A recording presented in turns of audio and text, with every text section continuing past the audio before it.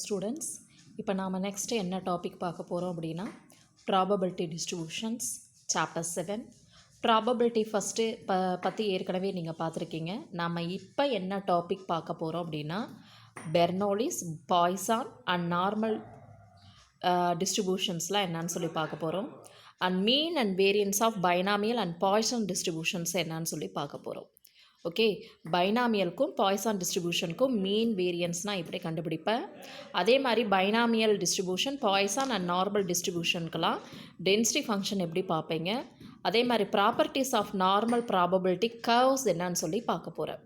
நம்மளை பொறுத்த வரைக்கும் டிஸ்ட்ரிபியூஷனாகவே 2 டைப் ஆஃப் டிஸ்ட்ரிபியூஷன் தான். ஒன்று டிஸ்கிரிட் டிஸ்ட்ரிபியூஷன், இன்னொன்று கண்டினியூஸ் டிஸ்ட்ரிபியூஷன். நல்லாவே தெரியும். இப்போ டிஸ்கிரிட் டிஸ்ட்ரிபியூஷன் அப்படின்னா என்ன மாதிரி டைப் எல்லாம் வரும் அப்படின்னு சொல்லியும் நம்ம சொல்லியிருக்கோம். டிஸ்கிரிட்டில் பைனாமியல் டிஸ்ட்ரிபியூஷன் இந்த மாதிரிலாம் வரும்னு சொல்லி எக்ஸாம்பிள் கூட நம்ம போட்டிருக்கோம். ஓகேவா? இப்போ பைனாமியல் டிஸ்ட்ரிபியூஷன் அப்படின்னு சொல்லி பார்த்தேன்னா, எக்ஸாம்பிளுக்கு ஒரு காயினை நீ தூக்கி போடுறேன்னா ஒன்று ஹெட் விழும், இல்லைன்னா டெய்ல் விழும். இப்போ அதே மாதிரி ஒரு டைஸை தூக்கி போட்டேன்னா ஒன்று ஈவன் நம்பர்ஸ் விழும், இல்லைன்னா ஆட் நம்பர்ஸ் விழும். ஓகே, அப்போ நம்ம ஹெட்டு விழுறத சக்ஸஸ்ன்னு எடுத்துக்கிட்டோம்னா டெய்ல் விழுறத என்னன்னு சொல்லுவோம்? ஃபெயிலியர்னு சொல்லுவோம். அப்போ ஒன்று கண்டிப்பாக சக்ஸஸ் கிடைக்கும், இல்லைன்னா ஃபெயிலியர் கிடைக்கும். அப்போ சக்ஸஸ் கிடைக்கிறது ப்ளஸ் ஃபெயிலியர் கிடைக்கிறது ரெண்டுக்கான ப்ராபபிலிட்டி நீ ஆட் பண்ண அப்படின்னா என்னன்னு சொல்லி கிடைக்கும்? 1ன்னு சொல்லி கிடைக்கும். இப்போ பைனாமியல் அப்படின்னா என்ன அர்த்தம் அப்படின்னா, உனக்கு கிடைக்கிறது ஒன்று சக்ஸஸ் இல்லைன்னா ஃபெயிலியர், 2 கான்செப்ட் தான் கிடைக்கும். அதே மாதிரி ஒரு டையை தூக்கி போடும்போது ஒரு ஈவன் இல்லைன்னா ஆட் 2 கான்செப்ட் தான் கிடைக்கும். அப்போ இந்த மாதிரி 2 கான்செப்ட் கிடைக்கிற மாதிரி வர்றது தான் நம்ம என்னன்னு சொல்லுவோம்? பைனா என்ன 2 தானே? அப்போ பைனாமியல் அப்படின்னு சொல்லுவோம். பைனாமியல் டிஸ்ட்ரிபியூஷன் அப்படின்னு சொல்லிட்டு. ஓகேவா? இப்போ சப்போஸ் எக்ஸுங்கிறது சக்ஸஸ் இன் n ட்ரையல்ஸ்ன்னு வச்சுக்கிட்டோம் அப்படின்னா, உனக்கு n ட்ரையல்ஸில் சக்ஸஸ் கிடச்சிது அப்படின்னா உனக்கு டோட்டல் நம்பர் ஆஃப் ட்ரையல்ஸ் எக்ஸ்ன்னு சொல்லி எடுத்துக்கிட்டிங்கன்னா n-x டைமு ஃபெயிலியர் கிடைக்கும். அப்போ சக்ஸஸை பீனும் ஃபெயிலியரை க்யூன்னு எடுத்துக்கிட்டேன்னா உனக்கு 2, ஒன்று சக்ஸஸ் கிடைக்கும் இல்லைன்னா ஃபெயிலியர் கிடைக்கும் தான் முன்னாடி போட்டிருக்கு, வேறு ஒன்றும் இல்லை. ஓகே, இப்போ இதை யூஸ் பண்ணி எப்படி போடுறதுன்னு சொல்லி பார்க்கலாம். இப்போ இங்கே பாருங்கள் பார்க்கலாம். The number of trials n finite number of trials நம்ம யூஸ் பண்ணுறோம். Okay, the trials are independent of each other. அப்போ ஒன்று இன்னொன்று கண்டிப்பாக சார்ந்திருக்காது, இண்டிபெண்ட்டாக தான் இருக்கும். சக்ஸஸ் உள்ளது சக்ஸஸ் தான், அதே மாதிரி ஃபெயிலியருங்கிறது அது தனி தான். அதே மாதிரி the probability of success P is constant for each trial. உனக்கு பார்த்தீங்கன்னா கான்ஸ்டண்ட்டாக இருக்கும். ஓகே, சக்ஸஸ்ங்கிறது ஒரு கான்ஸ்டன்ட் அப்படின்னு சொல்கிறாங்க. In every trial there are only two possible outcome, success or failure. ஒன்று சக்ஸஸ் கிடைக்கலாம் இல்லைன்னா ஃபெயிலியர் கிடைக்கலாம். இதை டைஸ் தூக்கி போடும் போது ஈவன் நம்பர் இல்லைன்னா ஆட் நம்பர், அதாவது சக்ஸஸ் இல்லைன்னா ஃபெயிலியர் ஏதாவது ஒன்று. நீ ஈவன் நம்பர் விளையாடுறதா சக்ஸஸாகவும் எடுக்கலாம், இல்லை ஆட் நம்பர் விளையாடுறதா சக்ஸஸாகவும் எடுக்கலாம்னு சொல்கிறாங்க. சரி, இப்போ derivation of the mean and variance of binomial distribution very very important. கண்டிப்பாக நீ என்ன பண்ணணும் அப்படின்னு சொல்லி பார்த்தீங்கன்னா, இந்த டாபிக் ஹெட்லைன் போட்டு ஸ்டார்ட் பண்ணிவிட்டு என்ன பண்ணுற அப்படின்னா, உனக்கு we already know that there are 2 types of theoretical distribution. There are district distribution and continuous distribution. District distribution சொல்லி ஹெட்டிங் மறுபடியும் போட்டுட்டு அதோட சைட் ஹெட்டிங்கில் பைனாமியல் டிஸ்ட்ரிபியூஷன் போடுற. பைனாமியல் டிஸ்ட்ரிபியூஷன்னு சொல்லி போட்டுட்டு இந்த டெஃபினேஷனை காப்பி பண்ணுற. என்ன டெஃபினேஷன் இருக்குது? a random variable x is set to follow binomial அப்படின்னு சொல்லி சொன்னோம் அப்படின்னா, the probability mass function district distribution அப்படின்னு சொல்லிட்டு வந்தாவே உனக்கு ப்ராபபிலிட்டி மாஸ் ஃபங்க்ஷன் தான் வரும். எதுக்கு டென்சிட்டி ஃபங்க்ஷன் வரும்? கண்டினியூஸ் டிஸ்ட்ரிபியூஷனுக்கு தான் டென்சிட்டி ஃபங்க்ஷன் வரும். அப்போ இது டிஸ்கிரிட் டிஸ்ட்ரிபியூஷன். எது? பைனாமியல் டிஸ்ட்ரிபியூஷனுங்கிறது டிஸ்கிரிட் டிஸ்ட்ரிபியூஷன். அப்போ இதுக்கு ப்ராபபிலிட்டி மாஸ் ஃபங்க்ஷன் தான் சொல்லுவோம்.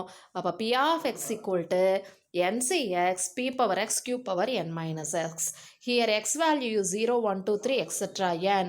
That means இங்கே நாம் சக்ஸஸ்னா P, ஃபெயிலியர்னா Qன்னு எடுப்போம். அப்போ டோட்டல் ப்ராபபிலிட்டி நல்லாவே தெரியும், ரெண்டையும் சக்ஸஸ் ப்ளஸ் ஃபெயிலியர், அதாவது ஹெட்டு விழுறத சக்ஸஸ் டெய்ல் விழுறத ஃபெயிலியர்னு எடுத்துக்கிட்டோம்னா அவுட் ஆஃப் 2 சான்ஸில் 1 சான்ஸ் சக்ஸஸ்னும் அவுட் ஆஃப் 2 சான்சஸில் 1 சான்ஸ் ஃபெயிலியர்னு வரும். அப்போ ஆட் பண்ணால் 1ன்னு சொல்லிட்டு வரும். அப்போ நம்ம அதை Q = 1 - Pன்னு சொல்லி நம்ம போடலாம். அதே மாதிரி ஒன்று உனக்கு இதை ஃபாலோ பண்ணுவேன் NCX P power X Q power N minus X. அப்படி கிடைக்கல அப்படின்னா ஜீரோன்னு சொல்லிட்டு போடுவீங்க. அது எப்போ யூஸ் பண்ணுறது அப்படின்னு சொல்லி நான் சொல்கிறேன். தென் நெக்ஸ்ட் ஒன் என்ன பண்ணுவேன் அப்படின்னா any random variable which follows binomial distribution is known as binomial variate. இதை வந்து எப்படி நோட் பண்ணுவோம் அப்படின்னு சொல்லி பார்த்தீங்கன்னா X is related to binomial தானே, binomial of P of N comma பின்னு சொல்லி அதை நோட் பண்ணுவேன். Is a binomial variate. Then next one என்னன்னு சொல்லி பார்த்தீங்கன்னா இதையும் காப்பி பண்ணுறேன். The binomial distribution can be used under the following condition சொல்லிட்டு இப்போ 4 கண்டிஷன் இப்போ தானே நான் சொன்னேன். அந்த 4 கண்டிஷன்ஸும் என்னன்னு சொல்லி எழுதிட்டு தென் டெரிவேஷன் ஆஃப் த மீன்னா இ ஆஃப் எக்ஸ் தான் உனக்கே தெரியும். அப்போ sigma X equal to 0 to n X. இப்போ இந்த மாதிரி ப்ராக்கெட் எதுக்காக கொடுத்துருக்காங்கன்னா NCX தான் இதோட மீனிங். NCX வேறு ஒன்றும் இல்லை. NCX P power X Q power N minus X. இந்த சி வேரியபிள்லாம் போட்டு எப்படி போடுறதுன்னு ஆல்ரெடி நாம் பார்த்துருக்கோம். அதாவது இ ஆஃப் எக்ஸோட வேல்யூ இதை மட்டும் நீங்கள் எழுதிக்கோங்க. ஃபுல்லாக டெஃபினிஷன்ஸ்லாம் எழுத வேணாம். E of X equal to N P. வேரியன்ஸ்னால் உனக்கு என்னன்னு சொல்லிட்டு வரும் அப்படின்னா என்பிக்யூன்னு வரும்.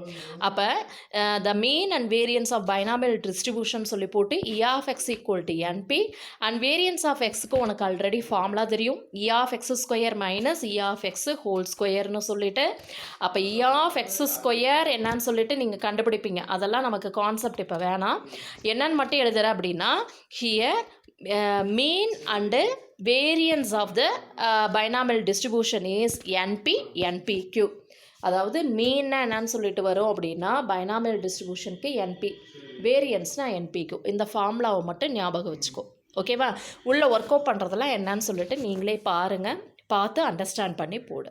ஓகே, இப்போ மீன் அண்டு வேரியன்ஸ்னு சொல்லிட்டு வந்துச்சு அப்படின்னா இது ரா மூமெண்ட்ஸ் அண்ட் சென்ட்ரல் மூமெண்ட்ஸ்ன்னு சொல்லுவோம். ஓகே, மீனை ரா மூமெண்ட்ஸ் அண்ட் வேரியன்ஸ்னு சென்ட்ரல் மூமெண்ட்ஸ்ன்னு சொல்லுவோம். அதை எப்படி நோட் பண்ணுவோன்னா மீன்னா μ1 அண்ட் வேரியன்ஸ்னால் μ2ன்னு சொல்லி நம்ம மூவ் பண்ணுவோம். Okay, then properties of binomial distribution கண்டிப்பாக நீ காப்பி பண்ணணும். ப்ராப்பர்ட்டி அப்படின்னா பைனாமியல் டிஸ்ட்ரிபியூஷன்னா ஒன்று சக்ஸஸ் கிடைக்கும் இல்லைன்னா ஃபெயிலியர் கிடைக்கும் தான் சொன்னோம். அப்போ உனக்கு என்னன்னு சொல்லி கிடச்சிதுன்னா P equal to Q equal to ரெண்டும் கரெக்டாக 1/2 1/2னால் நான் இப்போ ஹெட்டு டெயில் விழுந்ததெல்லாம் சொன்னோம். அப்போ என்ன வரும் 0.5 0.5ன்னு சொல்லி தான் வரும். It is Q symmetric if P not equal to Q. Suppose Q சிமெட்ரிக்காக இருந்ததுன்னா நம்ம என்னன்னு சொல்லுவோம் P நாட் ஈக்குவல் டு Qன்னு சொல்லுவோம். ஒன்று P வந்து லெஸ் தேன் 0.5 இருக்கலாம்.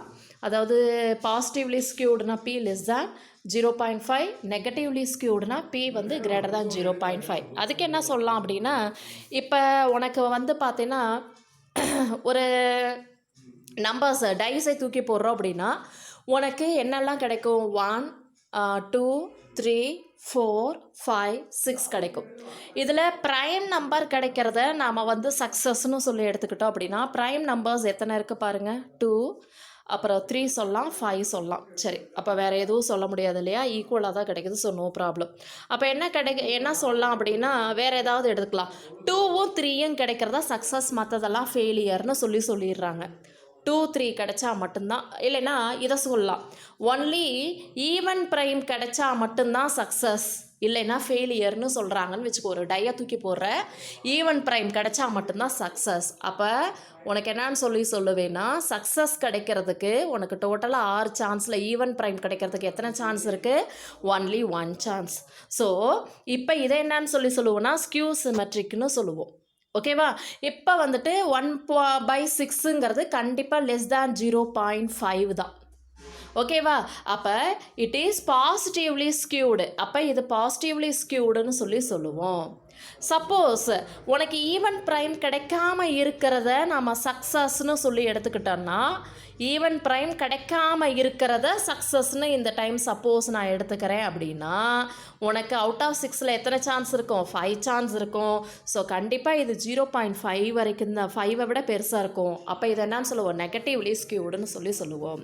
அதே மாதிரி அடுத்தது பார்த்தீங்கன்னா for binomial distribution variance is less than mean. கண்டிப்பாக என்பிங்கிறது என்பிக்யூவை விட எப்படி தான் இருக்கும் அப்படின்னு சொல்லி பார்த்தேன் அப்படின்னா சின்னதாக தான் இருக்கும். வேரியன்ஸ் கண்டிப்பாக எப்படி இருக்கும்? மீனை விட உனக்கு லெஸ் தேனாக இருக்கும். இப்போ ஃபார் எக்ஸாம்பிள் மீன்னா என்பின்னு சொல்கிறோம், வேரியன்ஸ்னால் என்பி இன்ட்டு கியூ. பின்னாடி சம் போடும் போது என்னன்னு சொல்லி ஃபுல்லாக பார்த்துக்கலாம். ஓகேவா? இந்த 2 பாயிண்ட்ஸ் என்னன்னு சொல்லிட்டு நோட் பண்ணிட்டு, the next one, first sum, example 7.1.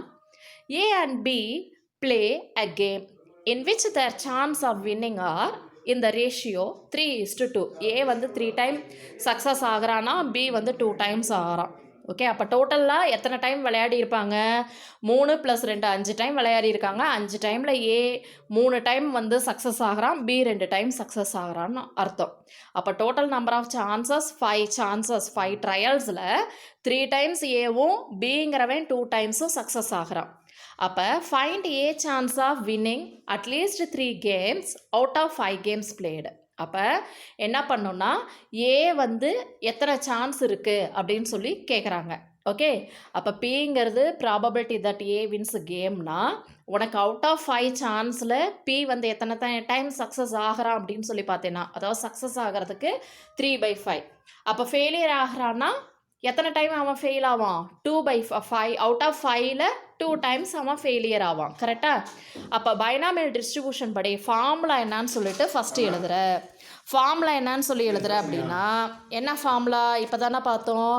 Probability mass function சொல்லிட்டு ஃபஸ்ட்டு அந்த டெஃபினிஷன் போட்டு பார்த்தோம்ல. என்னன்னு சொல்லி பார்த்தோம்? NCX P⁻X Q⁻n-X. அண்டர்ஸ்டாண்ட் ஆகுதா? இப்போ P ஆஃப் X = Nன்னா என்னது? இங்கே டோட்டல் நம்பர் ஆஃப் ட்ரையல்ஸ் 5 டைம்ஸில் உனக்கு P⁻Xனா சக்ஸஸ். உனக்கு சக்ஸஸ் 5 டைம்ஸில் 3 டைம்ஸ் இருக்குது. ஃபெயிலியர் வந்து 5 டைம்ஸில் 2 டைம்ஸ் இருக்கும். அப்போ பவரில் எக்ஸு, இங்கே 5 - X. ஓகே, அப்போ the record probability that A wins at least 3 games அப்படின்னா என்ன மீனிங்னா, அட்லீஸ்ட் 3 கேம்ஸ்ன்னு கொடுத்துருக்காங்க. அப்படின்னா என்ன அர்த்தம்னா, நீ யாருக்கிட்டையாவது ரெக்வஸ்ட்டாக கேட்குற, என்னன்னு கேட்குற, அட்லீஸ்ட் டே எனக்கு அட்லீஸ்ட் 2 பேப்பராவது கொடுறா அப்படின்னா என்ன அர்த்தம்? 2க்கு கம்மியாக கொடுத்துறாதரா, அதை விட அதிகமாக இருந்தாலும் பரவாயில்லைன்னு அர்த்தம். அப்போ அட்லீஸ்ட் 3 கேம்ஸ்னால் 3 பேப்பர், கண்டிப்பாக மினிமமாக 3 பேப்பர் கொடு, இல்லை 3 விட அதிகமாக கொடுத்தாலும் ஒன்றும் எனக்கு பிரச்சனை இல்லை அப்படின்னு சொல்லி அர்த்தம். அப்போ 3 விட அதிகமானா 3, 4, 5 டோட்டல் நம்பர் ஆஃப் ட்ரையல்ஸே என்ன இங்கே 5 தானே. அப்போ 5 விட தாண்டி போகக்கூடாது.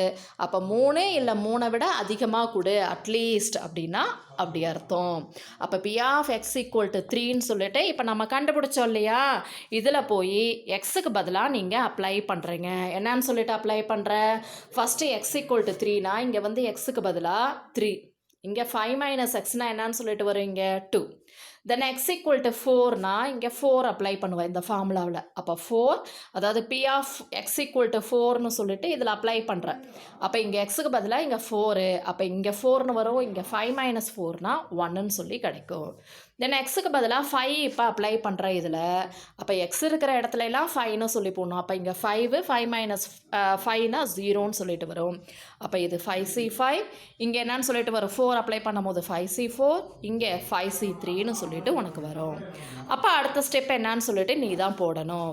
அப்போ 5C3னா என்ன மீனிங் சொல்லு பார்க்கலாம். 5C5னா ஆன்சர் நமக்கு நல்லா தெரியும் 1 இல்லையா? சரி, 5C4னா என்னன்னு சொல்லிட்டு வரும்? இதுக்கு முன்னாடிலாம் கூட ஒர்க் அவுட் பண்ணி பார்த்துருக்கோமே. 5C4ம் 5C1ம் சேம் தான், ஞாபகம் இருக்கா? அப்போ என்னன்னு சொல்லிட்டு வரும்? 5ன்னு சொல்லிட்டு வரும்.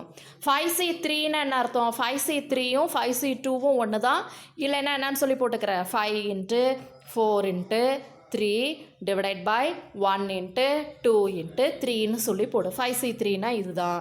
அப்போ ஆன்சர் கேன்சல் பண்ணேன்னா இதுக்கு என்னன்னு சொல்லிட்டு வரும்? 5 × 2னா 10.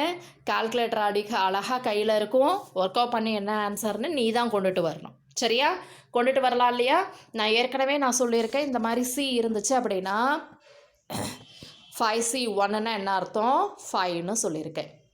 5C2னா என்னன்னு சொல்லியிருக்கேன்? 5 × 2 5 × 4 / 1 × 2ன்னு சொல்லியிருக்கேன். ஓகே, அதே மாதிரி 5C3னா என்னன்னு சொல்லியிருக்கேன், சொல்லுங்கள் பார்க்கலாம். 5 × 4 × 3 / 1 × 2 × 3ன்னு சொல்லியிருக்கேன். இதெல்லாம் ஒர்க் அவுட் பண்ணியிருக்கோம், ஞாபகம் இருக்கா? சரி, அதே மாதிரி வேறு என்ன சொல்லியிருக்கோம் அப்படின்னா 5C1னாலும் 5C4னாலும் சேம்னு சொல்லியிருக்கோம். கீழே இருக்க ரெண்டையும் ஆட் பண்ணோம்னா 5ன்னு வந்துச்சு அப்படின்னா அது ரெண்டு ஈக்குவலாக இருக்குன்னு சொல்லியிருக்கோம். ஞாபகம் இருக்கா? அதே மாதிரி 5C2னாலும் 5C3னாலும் சேம்னு சொல்லியிருக்கேன். அதாவது கீழே இருக்க ரெண்டையும் ஆட் பண்ணோம் அப்படின்னா 5 வர மாதிரி எழுதணும். அவ்வளோதான். அப்போ 5C1 நம்ம 5C4ன்னு கூட சொல்லலாம். அண்டர்ஸ்டாண்ட் ஆகுதா?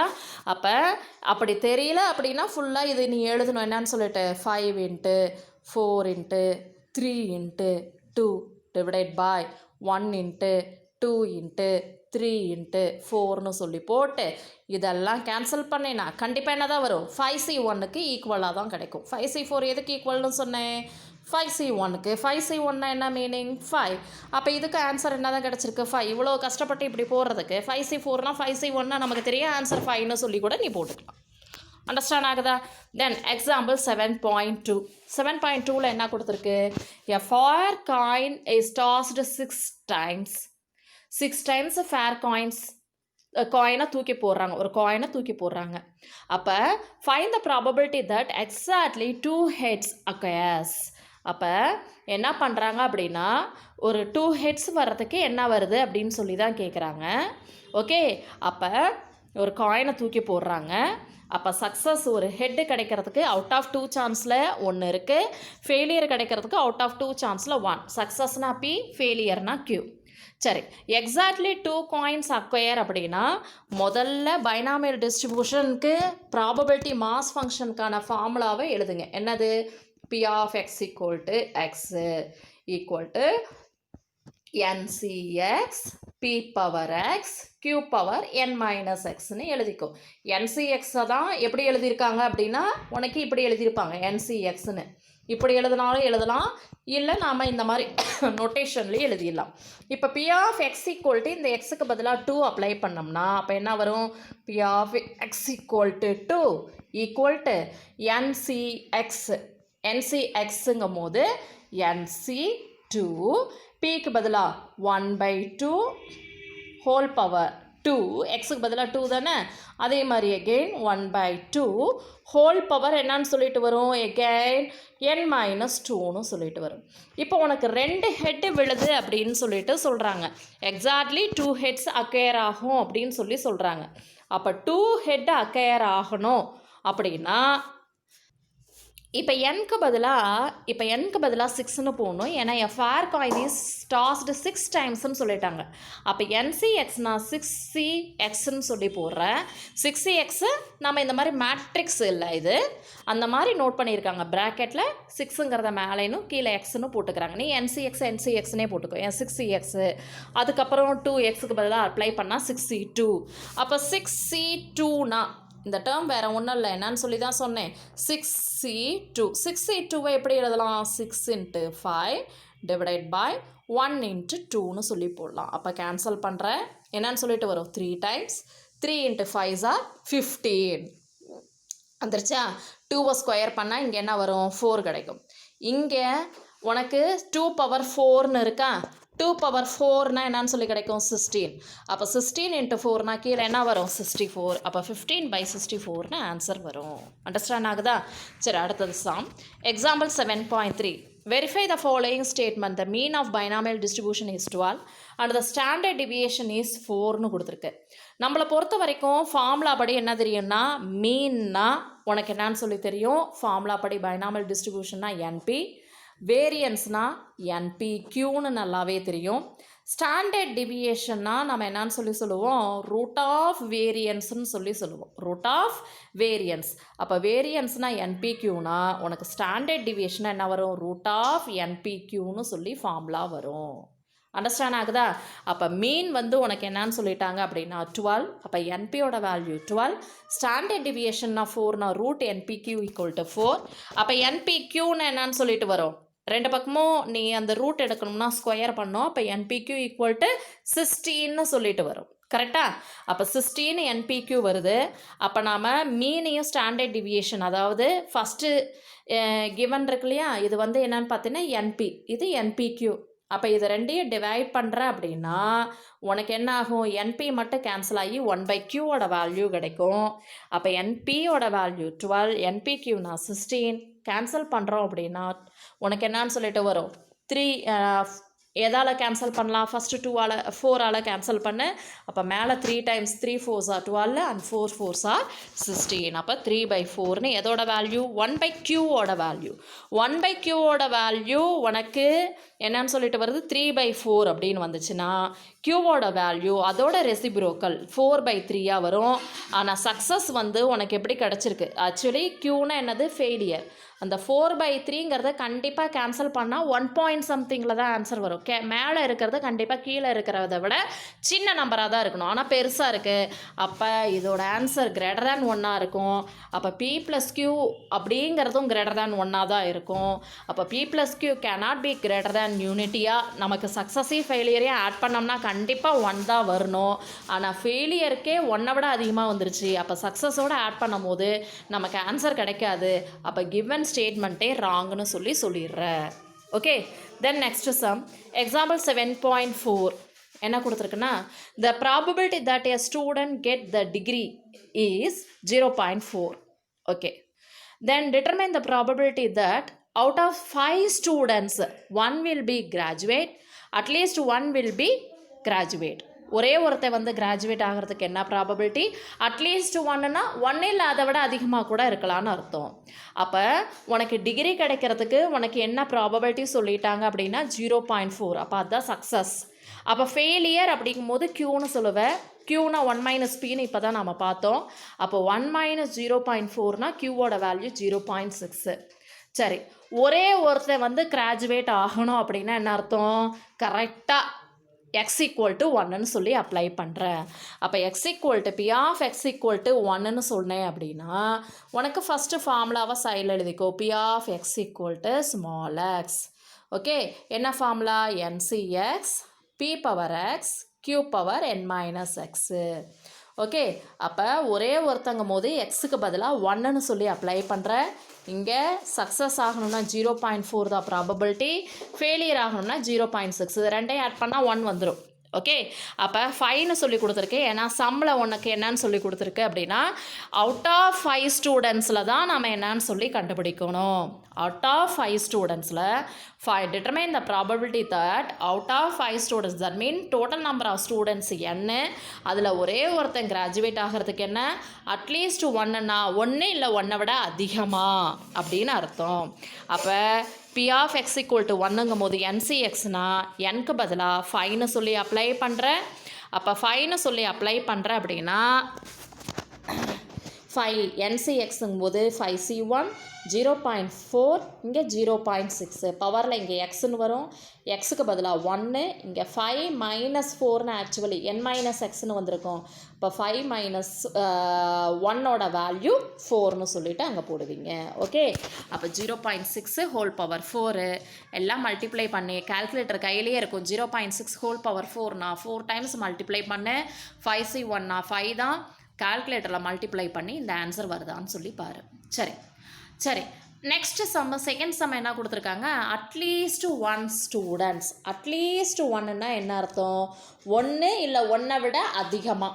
1 இல்லை 1 விட அதிகமானா என்னென்ன அப்ளை பண்ணோம் 1 அப்ளை பண்ணோம், அப்புறம் 2 அப்ளை பண்ணோம். அவுட் ஆஃப் எத்தனை ஸ்டூடெண்ட்ஸ் 5 ஸ்டூடெண்ட்ஸ்.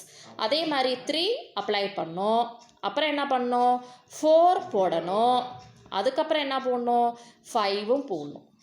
கரெக்டாக அவுட் ஆஃப் 5னா 5ஓட நின்றுடும். அப்போ P of x = 1 2 3 4 5ன்னு போடணும்.